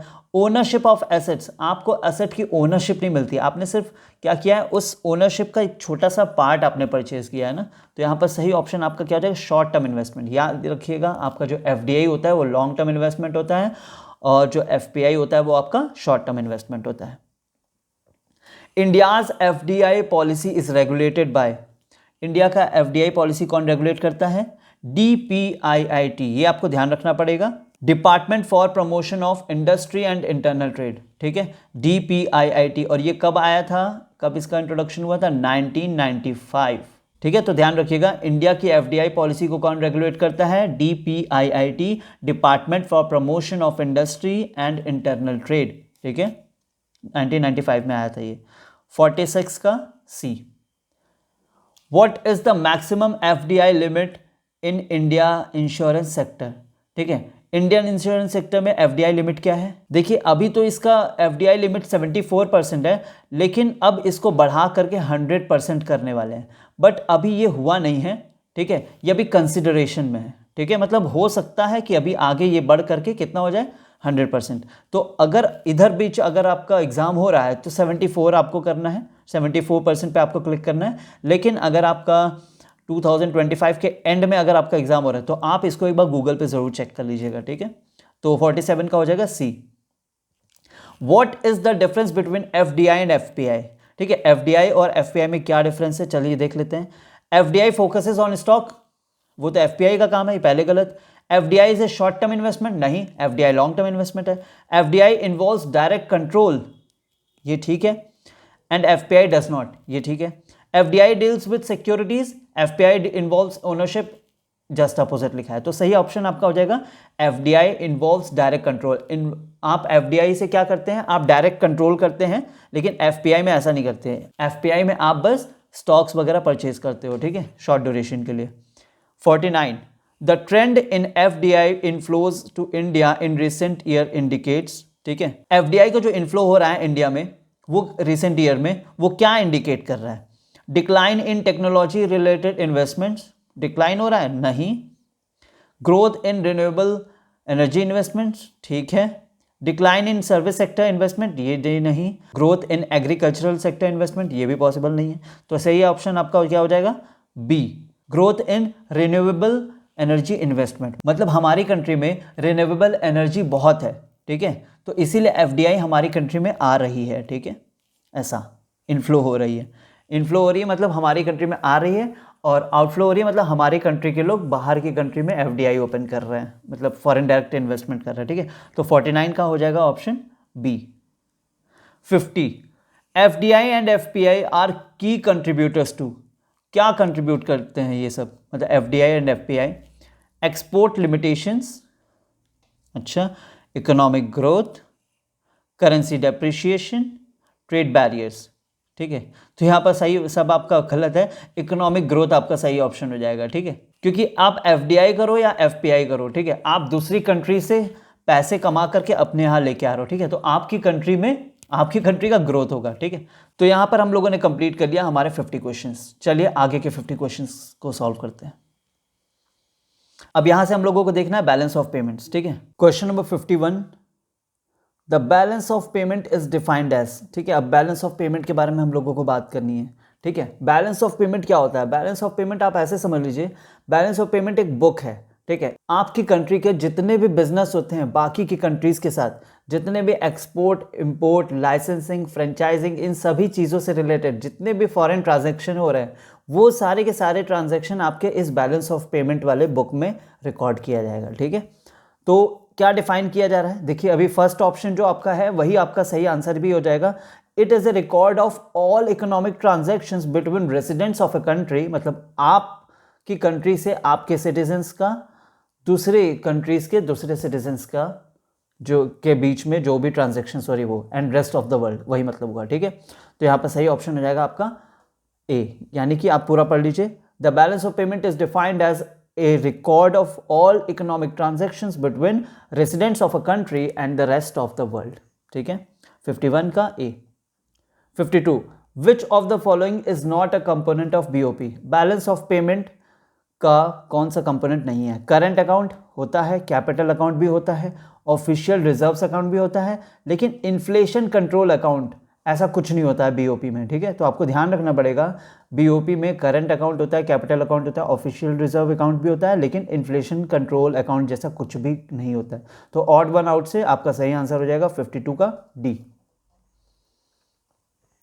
ए surplus in the current account of the BOP means, जब BOP आपका सरप्लस में जाता है, देखिए 3 सिचुएशन हो जाएगी, ठीक है। एक होता है सरप्लस, जब आपका एक्सपोर्ट ऊपर जाएगा और इंपोर्ट नीचे जाएगा, ठीक।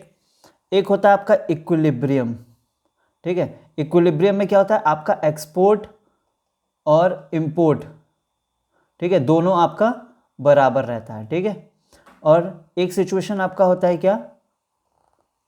डेफिसिट। डेफिसिट में क्या होता है? आपका इंपोर्ट ज़्यादा होता है और एक्सपोर्ट कम होता है, ठीक है। आपको ये बात ध्यान रखना पड़ेगा। तो यहाँ पर क्या बोल रहा है? बीओपी आपका सरप्लस कब होता है, तो देख लेते हैं। हम लोगों ने तो सिचुएशन देख लिया। एक countries export exceeds its import, मतलब आपकी कंट्री का एक्सपोर्ट बढ़ रहा है और इंपोर्ट कम हो रहा है, तो यही आपका ऑप्शन सही हो जाएगा। ठीक है, ध्यान रखिएगा, सरप्लस यानी कि एक्सपोर्ट आपका ज़्यादा है इंपोर्ट से। ठीक है। 54, which account in the BOP deals with foreign investments and loans. तो आपको ये ध्यान रखना पड़ेगा, ये भी फैक्चुअल क्वेश्चन है। ये आपका कैपिटल अकाउंट होगा। कैपिटल अकाउंट में ही फॉरेन इन्वेस्टमेंट वाली चीज़ें हम लोग इन्वॉल्व करते हैं, मतलब इंक्लूड करते हैं। करंट अकाउंट में आपका विजिबल और इनविजिबल आइटम्स इंक्लूड होता है। ठीक है। A deficit in the balance of payment can lead to, deficit ऊपर हम लोगों ने देखा था ना, डेफिसिट में क्या होता है, आपका इंपोर्ट ज़्यादा है और एक्सपोर्ट कम है। ठीक है। तो deficit in balance of payment can lead to currency appreciation, currency depreciation, reduction in foreign investment, increase in trade barriers. आपको ध्यान रखना पड़ेगा, अगर आपकी कंट्री में इंपोर्ट ज़्यादा हो रहा है, मतलब आपकी कंट्री में इंपोर्ट ज़्यादा किया जा रहा है, बाहर से प्रोडक्ट्स आप ज़्यादा परचेज कर रहे हो, तो ऐसे टाइम पर आपका क्या हो जाएगा, करेंसी आपकी डेप्रिशिएट करेगी। ठीक है, आपकी करेंसी की जो वैल्यू है वो नीचे गिरती जाएगी बाकी के जो फॉरेन करेंसीज हैं उनके टर्म्स में। लेकिन यहीं पर अगर आपका एक्सपोर्ट बढ़ रहा है, ठीक है, आपके पास फॉरेन करेंसी का रिजर्व आ रहा है, तो आपकी करेंसी क्या होगी, अप्रिशिएट करेगी। तो ये चीज़ों को आपको थोड़ा रिलेट करके अच्छे से ध्यान रखना पड़ेगा। 55 का B. 56, the term invisible trade in BOP refers to. BOP में अभी ऊपर हमने बात की थी कि एक होता है करंट अकाउंट, तो वहीं पर आपका एक विजिबल होता है और एक होता है इनविजिबल। विजिबल में आपका इंक्लूड होता है गुड्स एंड इनविजिबल में आपके सर्विसेज इंक्लूड होती है। ठीक है, देखते हैं क्या होता है। फर्स्ट ऑप्शन ही आप देखिए, वही आपका सही आंसर है। Trade in services like banking, tourism and insurance, ये आपका सही आंसर है। बाकी और ऑप्शन देख लेते हैं। ऑयल एंड गोल्ड, बिल्कुल नहीं, ये तो आपका कैसे सर्विस में तो इंक्लूड हो नहीं रहा है। इलीगल ट्रेड एक्टिविटीज़, ये भी नहीं होगा। And trade with hidden tariffs, ये भी आपका नहीं होगा। ठीक है, तो आपको ध्यान रखना है, इनविजिबल ट्रेड मतलब आप सर्विसेज में इंक्लूड कर रहे हो। यूनिलैटरल ट्रांसफर, गिफ्ट्स वगैरह, जब आप एक कंट्री से दूसरी कंट्री, एक कंट्री के सिटीजन दूसरे कंट्री के सिटीजन को जब गिफ्ट कुछ सेंड करते हैं, तो ये सब भी आपका इसमें इंक्लूड हो जाएगा। ठीक है। 56 का ए। 57, what is included in the official reserves account of BOP. BOP के ऑफिशियल रिजर्व अकाउंट में क्या चीज इंक्लूड होती है? स्टॉक मार्केट इन्वेस्टमेंट्स नहीं, एफडीआई इनफ्लोज नहीं, टैक्स रिवेन्यूज फ्रॉम एक्सपोर्ट्स नहीं। आपका सही आंसर क्या हो जाएगा? Gold reserves, foreign exchange and SDR. SDR बोले तो स्पेशल ड्राइंग राइट्स। ठीक है, एसडीआर के बारे में आगे हम लोग बात करेंगे। ठीक है, ध्यान रखिएगा, आपका जो ऑफिशियल रिजर्व अकाउंट होता है बीओपी का, उसमें क्या क्या चीज़ें इंक्लूड होती हैं? आपका गोल्ड रिजर्व जो आप मेंटेन करते हो, फॉरेन एक्सचेंज मतलब फॉरेन करेंसी का जो रिजर्व होता है वो, और स्पेशल ड्राइंग राइट्स। ठीक है, 57 का B. 58, which of the following can cause disequilibrium in the BOP. ठीक है, मतलब ये जो चार सिचुएशन दी गई है, इसमें कौन सा ऐसा पॉइंट है जिसकी वजह से डिसइक्विलिब्रियम हो सकती है बीओपी में? ठीक है, टेक्नोलॉजिकल एडवांसमेंट्स नहीं, ट्रेड रेस्ट्रिक्शंस, ठीक है, foreign add, stable exchange rates. बाकी सब चीज़ें पॉजिटिव है, बस आपको एक चीज़ नेगेटिव दिख रही है, वो है आपका ट्रेड रेस्ट्रिक्शंस, और वही आपका सही आंसर है। ठीक है, तो ऐसे आपको ऑड वन आउट भी करना आना चाहिए। ठीक है, इसकी वजह से ही आपका बीओपी में डिसइक्विलिब्रियम होगा। The BOP is balanced. BOP balance कब होता है? जब एक्सपोर्ट इंपोर्ट कर देता है, export when exports exceeds import. Export जब ऊपर हो जाता है और इंपोर्ट नीचे होता है तो उसको हम लोग बोलते हैं सरप्लस। तो ये तो नहीं है। Imports exceeds, imports exceed exports, ये वाला सिचुएशन क्या होता है? ये आपका डेफिसिट का होता है। Inflation rates remains constant. अच्छा, the sum of the current account, capital account and reserve account equals to 0। ये होता है आपका सिचुएशन कब? जब आपका बैलेंस शीट, जब आपका बैलेंस ऑफ पेमेंट इक्वल हो जाएगा, मतलब बैलेंस हो जाएगा। ठीक है, तो आपको ध्यान रखना होगा कि आपका बीओपी बैलेंस कब होगा? जब आपका करंट अकाउंट का सम, कैपिटल अकाउंट का सम और जो आपका रिजर्व अकाउंट है उसका सम, इन तीनों का सम आपका 0 आ जाए। ठीक है, तो आपका जो बीओपी है वो बैलेंस हो जाएगा, यानी कि इक्विलिब्रियम में आ जाएगा। ठीक है, क्वेश्चन नंबर 60, 50 का हो जाएगा answer C. Question number 60, devaluation of a currency improves the BOP. देखिए, अगर आप अपनी करेंसी को डीवैल्यू करते हैं तो कैसे आपका बीओपी इंप्रूव करेगा? यहां पर एक पॉइंट है आपका सी। ठीक है, इसमें क्या हो जाएगा, जब आपकी करेंसी की जो वैल्यू है वो डीवैल्यू हो जाएगी तो आपका जो एक्सपोर्ट हो जाएगा वो चीपर हो जाएगा, ठीक है। तो बाहर के जो कंट्रीज हैं, ठीक है, जो बाहर वाली कंट्रीज हैं, तो वो अब बहुत ज़्यादा इंटरेस्ट दिखाएंगी आपके प्रोडक्ट्स में। क्यों? क्योंकि वो अब बहुत ईजिली हमारे प्रोडक्ट्स को बाय कर सकती हैं। क्यों? क्योंकि हमारी कंट्री का जो करेंसी है हमने उसको क्या कर दिया, डीवैल्यू कर दिया, ठीक है। तो यहाँ पर सही ऑप्शन क्या हो जाएगा, making exports cheaper and imports more expensive, ठीक है। क्योंकि हम लोगों ने अपनी करेंसी को बहुत ज़्यादा डीवैल्यू कर दिया है, ठीक है, तो अब जो भी चीज़ें हम इंपोर्ट करेंगे वो हमारे लिए बहुत ज़्यादा एक्सपेंसिव हो जाएगा। लेकिन अगर हम कुछ भी एक्सपोर्ट कर रहे हैं तो वो बाहर की कंट्रीज़ के लिए बहुत ज़्यादा चीपर हो जाएगा। इससे क्या होगा कि हमारी करेंसी तो डीवैल्यू हो रही है लेकिन हमारा बीओपी में बैलेंस बनाने के लिए थोड़ा फेवर मिल जाता है अपने को, ठीक है। बहुत ज़्यादा एक लिमिट से ज़्यादा जाओगे तो फिर वो हमारे लिए बेकार भी है, ठीक है। 60 का सी। 61, विच of the following is not a level of regional economic integration, ठीक है। रीजनल इकोनॉमिक इंटीग्रेशन के कुछ लेवल्स होते हैं, चलिए पहले उनके बारे में बात कर लेते हैं, उसके बाद फिर हम लोग यहाँ आते हैं। सबसे पहले लेवल होता है आपका फ्री ट्रेड एग्रीमेंट, ठीक है। इससे पहले भी एक होता है प्रेफरेंशियल ट्रेड एग्रीमेंट, बट उसको अभी साइड में करते हैं। फ्री ट्रेड एग्रीमेंट में क्या होता है, जो कंट्रीज आपस में ग्रुप बनाए रहते हैं वो ट्रेड बैरियर्स नहीं रखती, ठीक है। दूसरा है आपका कस्टम यूनियन, तीसरा है आपका कॉमन मार्केट, फिर है आपका इकोनॉमिक यूनियन, फिर उसके बाद पॉलिटिकल यूनियन। इसके बारे में भी हमने कुछ चीज़ें यहाँ इंक्लूड की हैं, आप लोग पॉज करके उसको पढ़ लीजिएगा, ठीक है। आपको फिलहाल के लिए अभी ये पॉइंट्स ध्यान रखना है, कौन कौन सी चीज़ें इंक्लूड होती हैं। Free trade area, custom union, common market, economic union and political union, ठीक है। तो अब चलिए क्वेश्चन पे आते हैं, कौन कौन सी चीज़ें इसमें इंक्लूड नहीं होती है। रीजनल इकोनॉमिक इंटीग्रेशन में कौन सा ऐसा लेवल है जो इंक्लूड नहीं हो रहा। कस्टम यूनियन था, जी हाँ। फ्री ट्रेड एरिया था, हाँ। कॉमन मार्केट ये भी था, लेकिन एब्सोल्यूट इंटीग्रेशन ऐसा वहाँ पर नीचे कोई कंसेप्ट नहीं था। तो यानी कि absolute integration will be the answer of question number 61, ठीक है। Question number 62, A custom union eliminates trade barriers between member countries and.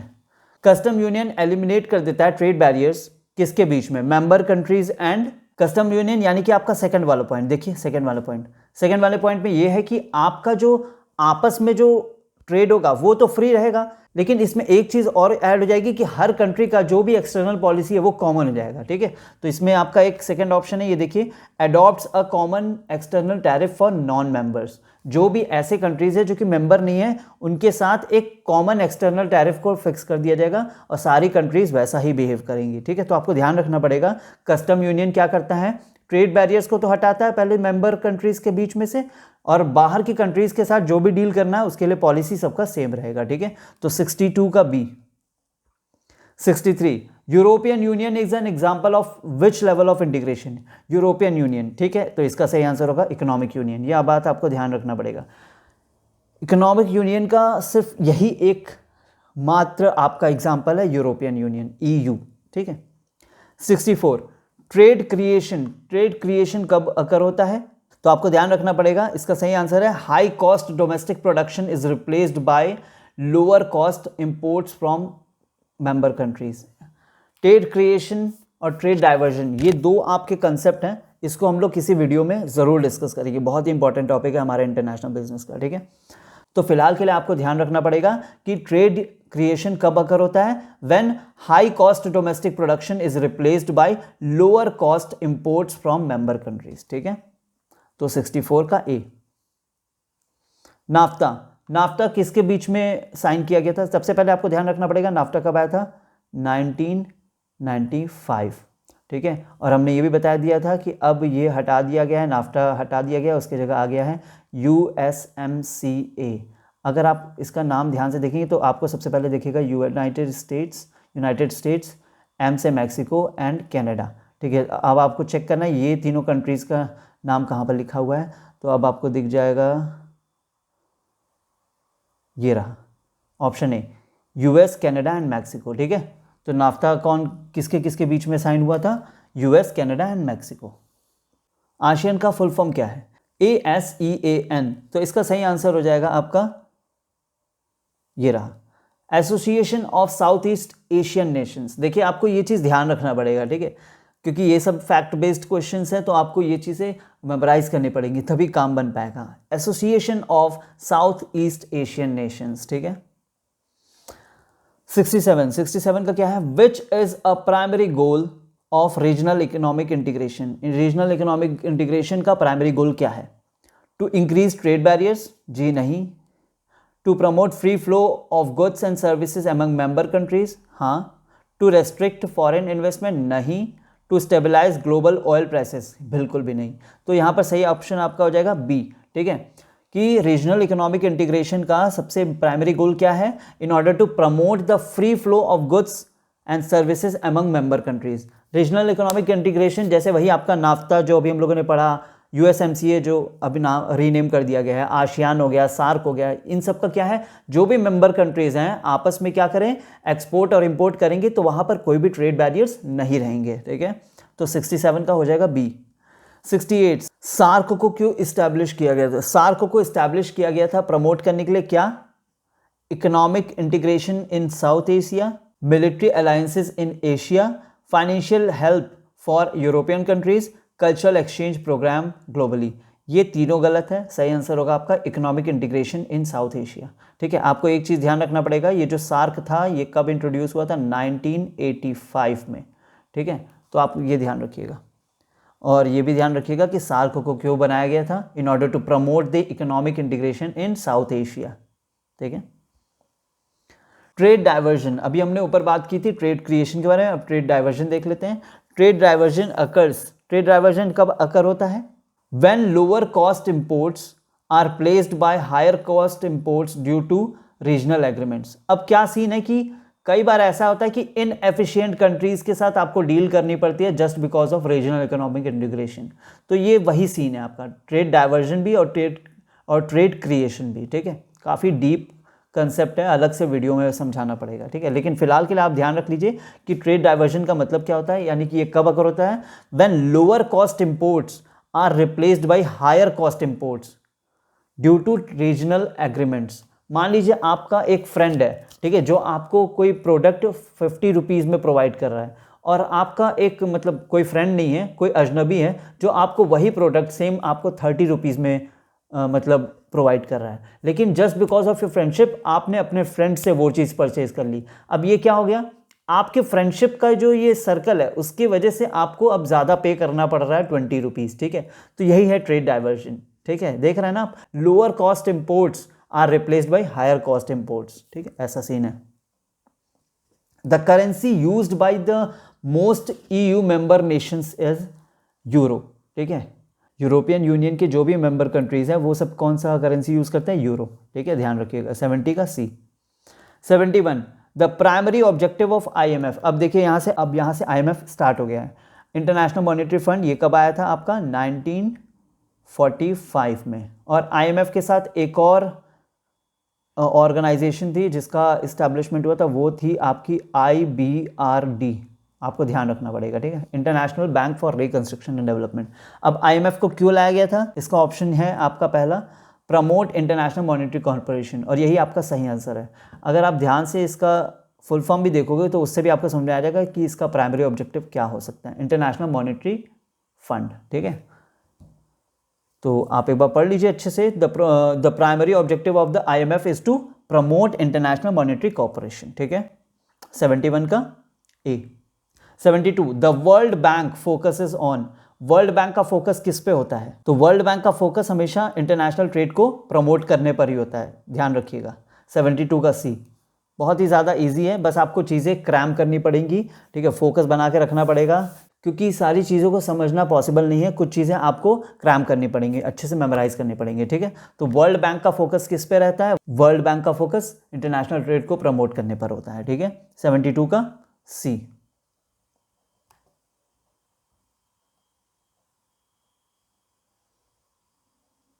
73, WTO कब स्टैब्लिश हुआ? WTO स्टैब्लिश हुआ 1995, ठीक है। और WTO किसको रिप्लेस करके स्टैब्लिश हुआ था? GATT, यानी कि general Agreement on Tariffs and trade, sorry, ठीक है, GATT। WTO जो ऑर्गेनाइजेशन है उसका जो फ़ायदा था, WTO के जो भी एक्टिविटीज़ थी उसका जो फ़ायदा था मेनली डेवलप्ड नेशंस को ही मिल रहा था। तो डेवलपिंग कंट्रीज़ का उसमें कुछ खास फ़ायदा हो नहीं रहा था, प्लस डेवलपिंग कंट्रीज़ को किया जा रहा था इग्नोर। इसलिए UNCTAD को इंट्रोड्यूस किया गया और अंकटाड को ये काम सौंपा गया कि आप डेवलपिंग कंट्रीज पर ध्यान दो, ठीक है। तो अंकटाड का प्राइमरी फंक्शन क्या है, is to promote trade and development in developing nations, ठीक है। तो ध्यान रखिएगा, अंकटाड को इंट्रोड्यूस किया गया था किस लिए, डेवलपिंग नेशंस के डेवलपमेंट के लिए, ठीक है। 75 the dispute settlement mechanism is a feature of, ऊपर के एक क्वेश्चन में हमने आपको बताया था कि WTO में एक बॉडी बनाई गई है, एक बॉडी को इंट्रोड्यूस किया गया है जिसका नाम है DSB, डिस्प्यूट सेटलमेंट बॉडी। ये क्या करती है, ये बाकी के जो कंट्रीज हैं, जो कंट्रीज के बीच में डिस्प्यूट होता है उसको सॉल्व करने का काम करती है, ठीक है। तो ये ध्यान रखिएगा, डिस्प्यूट सेटलमेंट मैकेनिज्म किसका फीचर है, ये आपका WTO का मैकेनिज्म है। Which of the following is not an objective of WTO? WTO का ऑब्जेक्टिव क्या नहीं है, रिड्यूसिंग ट्रेड बैरियर्स बिल्कुल है, इंश्योरिंग फेयर कंपटीशन ये भी है, प्रोवाइडिंग लॉन्ग टर्म लोन्स ये नहीं है, सेटलिंग ट्रेड डिस्प्यूट्स जी हाँ ये भी है। तो सही ऑप्शन आपका ऑड वन आउट से क्या हो जाएगा, 76 का C, ठीक है। 77 the GATT General Agreement on Tariffs and Trade was replaced by, GATT को किसने रिप्लेस किया था, वही आपका WTO, ठीक है। ध्यान रखिएगा, वर्ल्ड ट्रेड ऑर्गेनाइजेशन कब रिप्लेस किया गया था, 1995 में, ठीक है। IMF provides short term financial assistance किसको, किस लिए प्रोवाइड करता है short term financial assistance, to balance the trade deficits of member nations. IMF को जब बनाया गया था तो उस समय इसका मेन मोटिव ये था, जितनी भी ऐसी कंट्रीज हैं जिनका BOP डेफिसिट में जा रहा है, उस डेफिसिट BOP को इक्विलिब्रियम या फिर सरप्लस तक पहुंचाना, ठीक है। तो उसी के बारे में, उसी को एक्सटेंड करते हुए ये लाइन है, क्या IMF provides short term financial assistance to balance the trade deficits and member nations, ठीक है। 78 का A। The World Bank Group includes, World Bank Group में कौन कौन सा ऐसा ऑर्गेनाइजेशन है जो इंक्लूड होता है। सबसे पहले हम लोग देख लेते हैं वर्ल्ड बैंक का ग्रुप में इंक्लूड कौन कौन सा होता है। सबसे पहले है IBRD, ठीक है, फिर है IDA।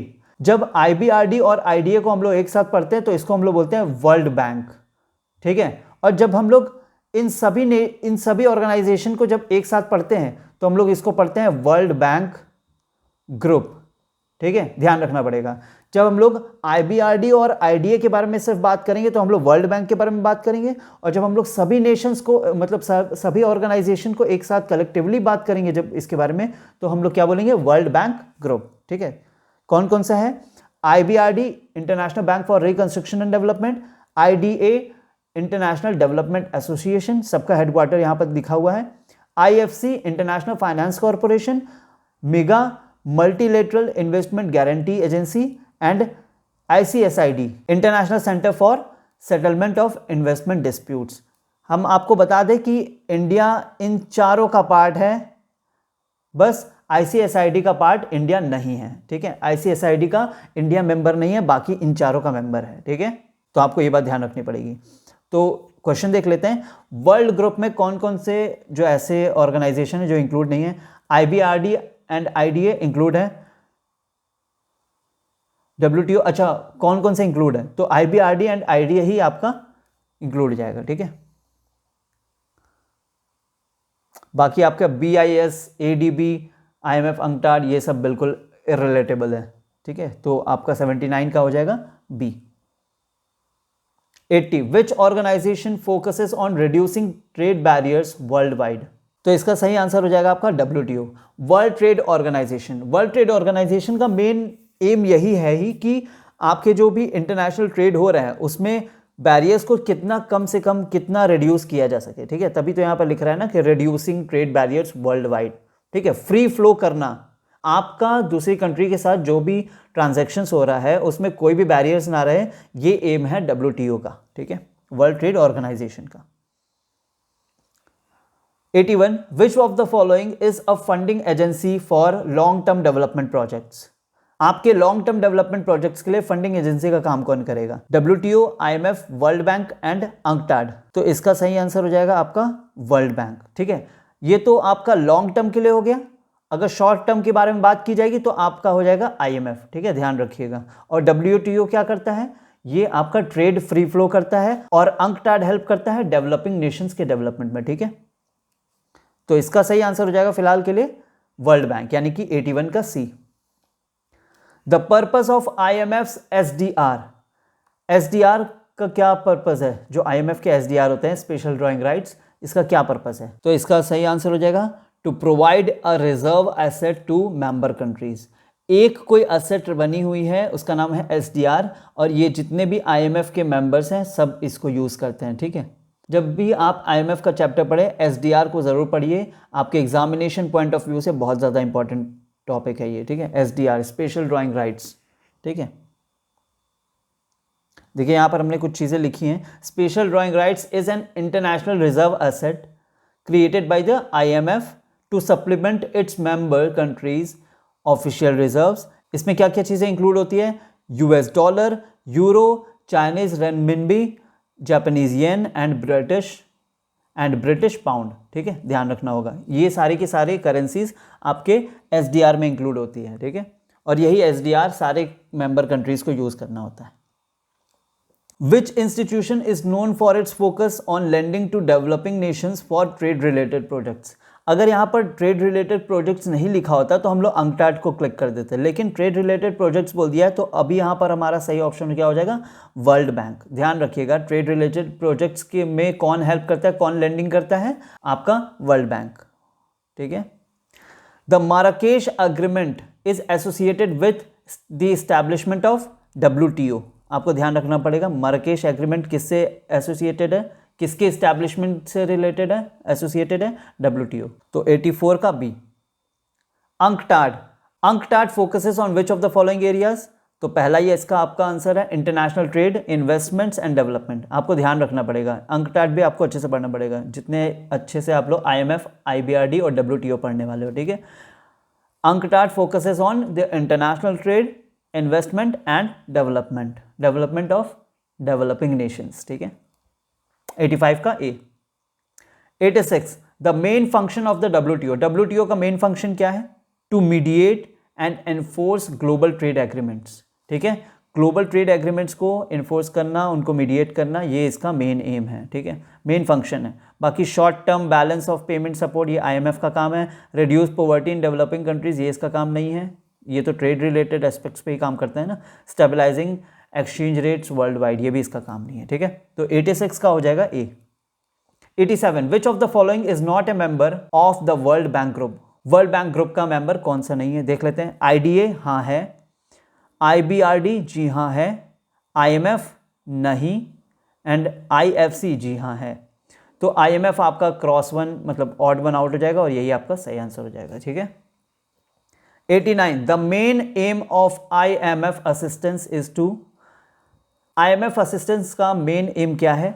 To promote global monetary stability, ठीक है। इसके नाम में ही पता चल रहा है, इंटरनेशनल मॉनेटरी फंड, तो आपको उससे रिलेट करना पड़ेगा। क्या करता है ये? इसका मेन IMF असिस्टेंस का मेन एम क्या है?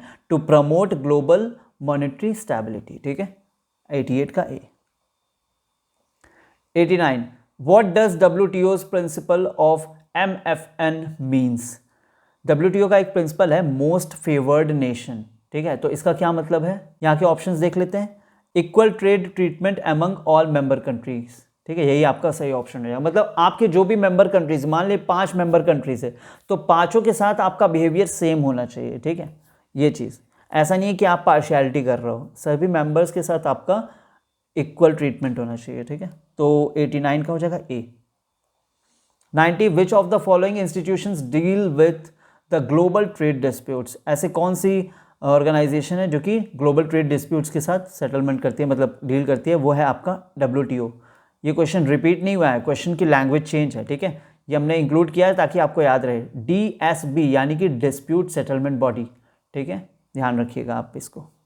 90 का B. The WTO agreement covers which of the following areas? WTO का जो एग्रीमेंट वो क्या कवर करता है, कौन कौन से एरिया को कवर करता है? Trade in goods and services and intellectual property, जी हाँ। देखिए, एक होता है आपका ट्रिम्स और एक होता है आपका ट्रिप्स, ठीक है। तो वही दोनों चीज यहां पर इंक्लूड हो रही है। ट्रिम्स में हम लोग देखते हैं गुड्स एंड सर्विसेज का जो भी ट्रेड होता है वो, और इंटेलेक्चुअल प्रॉपर्टी में हम लोग देते हैं ट्रिप्स में हम लोग देखते हैं इंटेलेक्चुअल प्रॉपर्टीज़, जैसे आपकी हो गई ट्रेडमार्क, लाइसेंसिंग वगैरह, पेटेंट वगैरह, ये सब जो भी चीज़ें होती हैं वो इसमें इंक्लूड होती है। तो WTO कवर करता है ट्रिम्स को भी और ट्रिप्स को भी, ठीक है ऐसा। तो 91 का हो जाएगा A. Which of the following is a key feature of WTO dispute resolution, ठीक है। तो इसका सही आंसर हो जाएगा आपका कंपलसरी जुरिस्डिक्शन, ठीक है। ध्यान रखना पड़ेगा WTO डिस्प्यूट रेजोल्यूशन का जो की फीचर है वो क्या है, कंपलसरी जुरिस्डिक्शन, ठीक है। 92 का ए। दोहा राउंड, इसके बारे में हमने कुछ चीज़ें लिखी हैं, पहले तो देख ले क्वेश्चन क्या है। The Doha round of WTO negotiation focused on, किस पे फोकस करता है, पहले हम लोग इसके बारे में थोड़ा पढ़ लेते हैं। दोहा क्या है WTO का, ठीक है। दोहा राउंड क्या है, Doha 2001 refers to the 4th ministerial conference of the WTO। पहले हम आपको बता दें, अगर WTO में कोई मीटिंग रखी जाती है, ठीक है, तो उसको हम लोग बोलते हैं क्या, मिनिस्टीरियल कॉन्फ्रेंस, ठीक। और जब गैट में कोई मीटिंग होती थी तो उसको हम लोग क्या बोलते थे, राउंड, ठीक है, ध्यान रखना पड़ेगा। तो अब ये बोला गया है दोहा 2001 क्या था, ये आपका 4th मिनिस्टीरियल कॉन्फ्रेंस था, किसका, आपके WTO का, ठीक है। Which took place in Doha Qatar from November 9 to November 14, 2001. The conference is particularly notable for launching the Doha Development Agenda, DDA। आपको ध्यान रखना पड़ेगा कि 4th मिनिस्टेरियल कॉन्फ्रेंस जो कि हुई थी आपकी दोहा कतर में, उससे क्या हुआ था, उससे लॉन्च हुआ था दोहा डेवलपमेंट एजेंडा, लॉन्च हुआ था। एक comprehensive trade negotiation round aimed at addressing the needs of the developing countries के लिए काम किया गया था इन दी ग्लोबल ट्रेडिंग सिस्टम में, ठीक है। ध्यान रखना पड़ेगा आपको दोहा राउंड के बारे में, ठीक है। 2001 के अराउंड लॉन्च हुआ था ये DDA, दोहा डेवलपमेंट एजेंडा। तो अब किस चीज़ पे फोकस करता है देख लेते हैं, अब तो अपने को बहुत इजीली पता चल जाएगा। Agricultural subsidies and market access, यही हो जाएगा आपका सही आंसर, ठीक है। इस्टेब्लिशिंग अ ग्लोबल करेंसी, नहीं, ग्लोबल करेंसी से यहाँ पर कोई रिलेशन नहीं है। प्राइवेटाइजेशन के बारे में बात नहीं की जा रही है इसमें। ह्यूमैनिटेरियन ट्रेड पॉलिसीज़, ये भी आपका एकदम इरिलेटेबल है। तो यहाँ पर सही ऑप्शन क्या हो जाएगा आपका, agricultural subsidies and market access, ठीक है। डेवलपिंग कंट्रीज़ के बारे में बात हो रही है ना, तो आपको ये ऑप्शन ऑप्ट करना पड़ेगा, ठीक है। 93 का ए।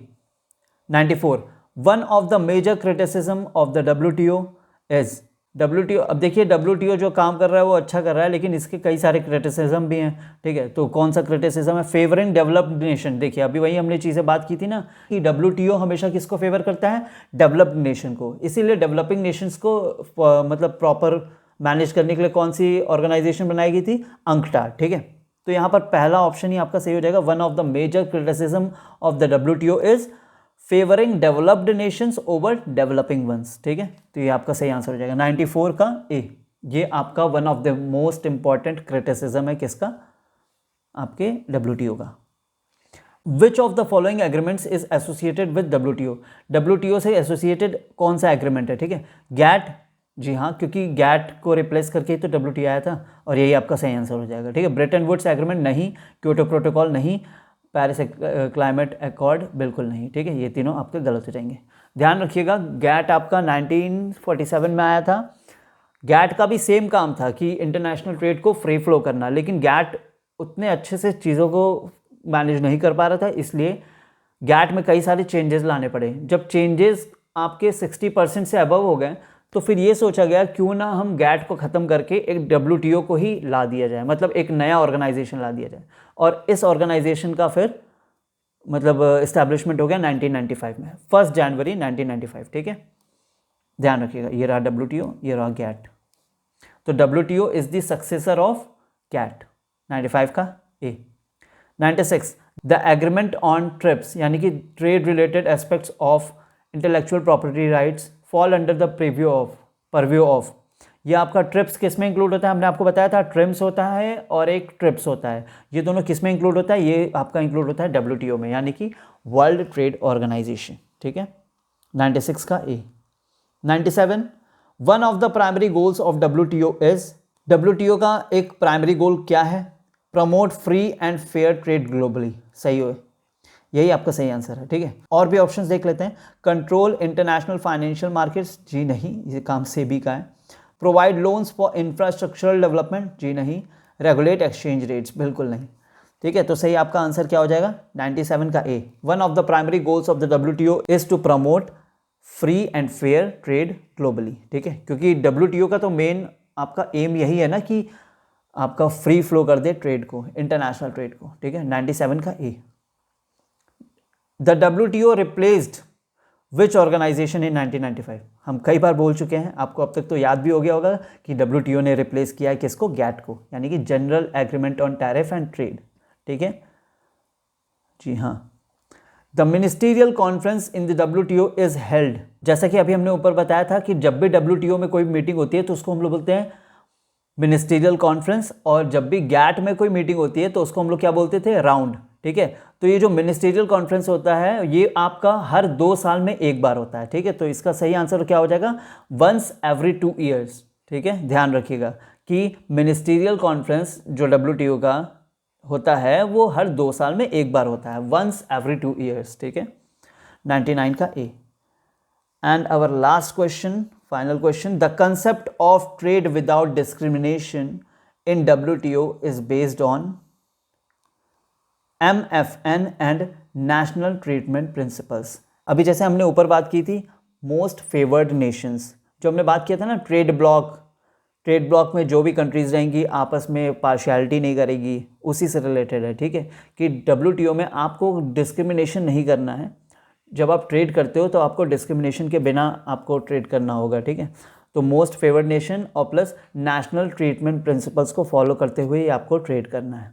ठीक है, तो ये हमारे कंप्लीट हो गए हैं टोटल 100 क्वेश्चंस। आई होप कि आप लोगों को सभी चीज़ें अच्छे से समझ में आई हैं, और जैसे जैसे हम आपको पढ़ाते जा रहे थे आप भी अपने छोटे मोटे नोट्स बना लिए होंगे। ठीक है, अच्छे से प्रिपेयर कर लीजिएगा, क्योंकि ये सारे क्वेश्चंस आपके एग्जामिनेशन पॉइंट ऑफ व्यू से बहुत ही ज़्यादा इंपॉर्टेंट है, और ये मेनली आपके UPHSC और नेट JRF के लिए बहुत ज़्यादा रिलेटेबल क्वेश्चंस हैं। ठीक है, जितने भी अपने हम लोगों ने देख लिए 100 क्वेश्चंस हम लोगों ने देख लिए, काफ़ी अलग अलग टाइप के हम लोगों ने टॉपिक्स कवर किए हैं यहाँ पर। ठीक है, तो अच्छे से प्रिपेयर कर लीजिए, अपना ध्यान रखिए।